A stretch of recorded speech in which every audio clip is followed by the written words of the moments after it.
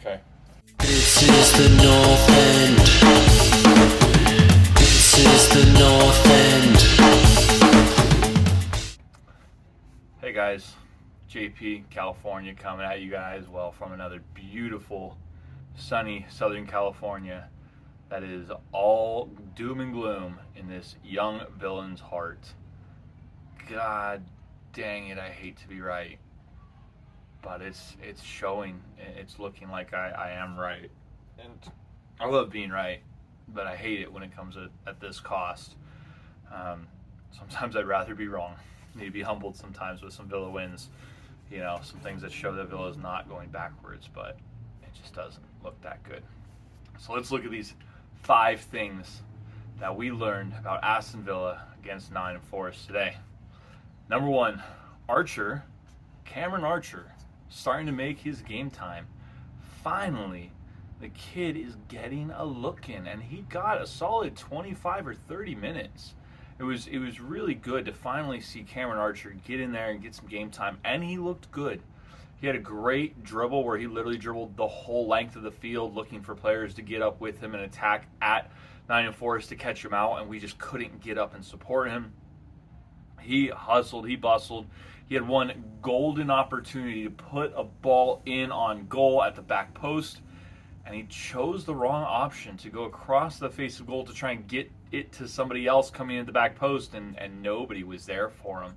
That part was a little disappointing, but overall I thought his style of play looked really good, considering he looks far better, far more confident than Ollie Watkins does right now. So for me, I thought it was a huge positive to finally see Cameron Archer getting some game time.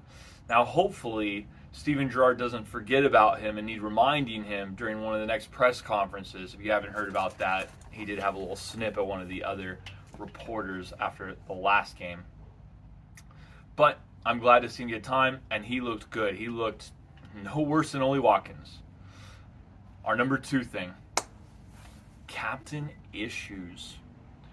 John McGinn looks like he's carrying the world on his shoulders. He just looks slow. He looks heavy. He looks timid. And I don't mean in tackles, because he's never timid in tackles. But every time he gets on the ball, he waits. He takes too much time, too many passes, too many touches. He's not the old John Meatball McGinn that everybody loved and raved about. He doesn't even look like a guy who should have the captaincy. It's no telling that half of the games of this season, he has been subbed off, whether it be because of yellow card worries or just poor play. John McGinn is really struggling. He had, for me, the breakaway moment for the goal, and he blew it. The ball was on the PK spot, bouncing in, and he rushed in and did a diving header instead of just jumping up and putting that wicked left foot through the ball. He didn't just miss the goal. It stayed in bounds from a wide position. So he headed it so poorly that it didn't even go out for a throw or for a goal kick. It didn't even hit the frame of the goal. It was abysmal from him today. I don't know how many times he gets the ball, and it's very apparent he doesn't know what he's doing with it. He receives the ball, he looks, he takes 2 or 3 seconds, doesn't find his way, passes the ball back, moves, gets the ball again, then looks again. John McGinn doesn't need to think. He needs people to be open. He needs to know where he's going to put that ball, and he doesn't. If this is Scotland, John McGinn is running the show, especially against lesser opposition. John McGinn is scoring that goal. John McGinn is getting a goal and an assist against Nottingham Forest. But it's clear, playing for Villa is a weight on John McGinn right now, and he needs a seat. Don Decker played much better with Luiz than McGinn did. So some changes are coming, and it's going to be in the form of that captaincy. Number 3. Villa's XG. Villa's goal, average goals, chances, whatever. Their XG, their expected goals, that's what it is, expected goals, was .72. So you would average that they should have scored at least one goal. But there's one giant problem. That is the lowest XG against Nottingham Forest all season. This is a team with Philip Coutinho. This is a team with Emi Buendia. This is a team with Danny Ings and Oli Watkins. This is a team with John McGinn. This is a team with Jacob Ramsey. This is a team with attacking talent. And the lowest XG against what was the 20th place team in the league. A team that ship goals for fun. Their defense is made of Swiss cheese, and we couldn't play them. This goes back to my issue last week against Leeds, where people said, well, you know what? Leeds was a good point. They said, you know what? Leeds was going to hunker in. It was always going to be hard. Some of the other channels, like the Villa View, like Up the Villa Podcast, like my old man said, to me, you have to beat 10 men, and to me, you have to beat Nottingham Forest. The Claret and Blue Podcast, it isn't rosy. I said it last week. That is the lowest XG against the worst placed team, and we have those players on big wages. That's terrible. That's less than terrible. The worst part is we put Danny Ings in and we put Cameron Archer in there, and we still didn't look like scoring. That was a tactic out of Steve Bruce's book. 3 strikers, all up there, all playing, because we're bound to get one goal with 3 strikers playing. Poor attacking play. It's poor movement off the ball. It's poor in the conception of this team look drilled on how to break down teams. We struggle against the low block. We have all season. And now Steven Gerrard is saying that we just need players to create individual magic? That's the wrong answer, Steven Gerrard. It's your job to have them drilled. A good team doesn't need individual magic. They know what they're doing. That is poor from Villa. Number 4. The away fans are turning. The away fans at full time said, we want Gerrard out.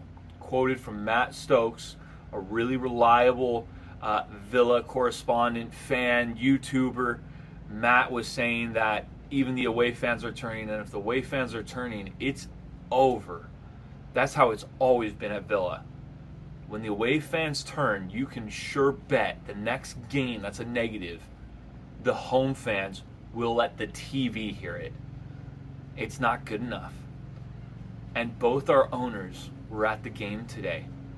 Both of them heard this. Both of them saw that 1-1 draw against what was the 20th team in the league. Both of them saw it. Time for a change. And number 5, rotten from the head. Steven Gerrard is one of the problems, but he's just one.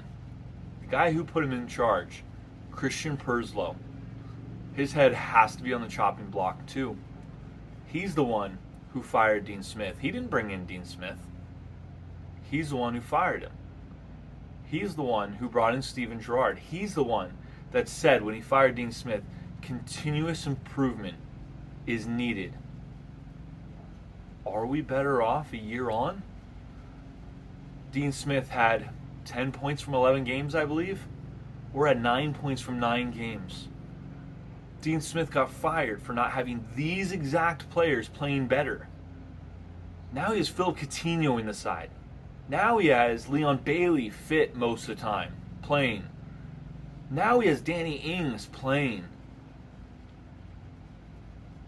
The numbers aren't lying. 7 goals in 9 games. We're the 3rd lowest scoring team in the EPL. We had the lowest XG against the lowest rated team. That is Christian Purslow. That's not just Steven Gerrard. It was Christian Purslow who also ripped up our scouting plan. Steven Gerrard came in and said, we need some players. Christian Purslow said, you got it, buddy. Who do you want? And he went away from getting the top-ranked players in the championship, players that are still playing for us today. Players like Konza, Mings, Matty Cash. Why? Why would we start to go for 29, 30-year-olds?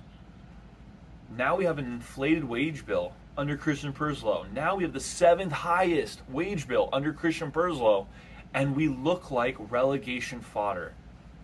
That continuous improvement, that isn't just from a manager's perspective, that's from a CEO's perspective.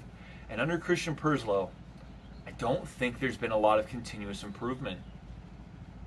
I think both Steven Gerrard and Christian Purslow need a stern talking to, or their marching orders. It's time. It's time for them to go. Shit. What else do we need to talk about? It was abysmal. It was poor. And those 5 things that we talked about, Cameron Archer, captain issues, XG, away fans, and rotten from the head. Those are the things that Villa fans don't want. It's going to be coming.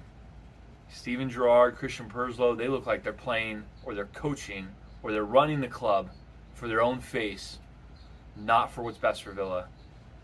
It's not good. It's not good at all. Guys, this is JP California from the North End. I am just destroyed today. I hope you guys give us a like, give us a follow, shoot us some comments. We're getting some good banter going on, guys. All in all, I hope you guys get at us. JP California saying, God, I hope Villa can win our next game. Oh, wait, it's Chelsea. Have a good day. This is the North End. This is the North End.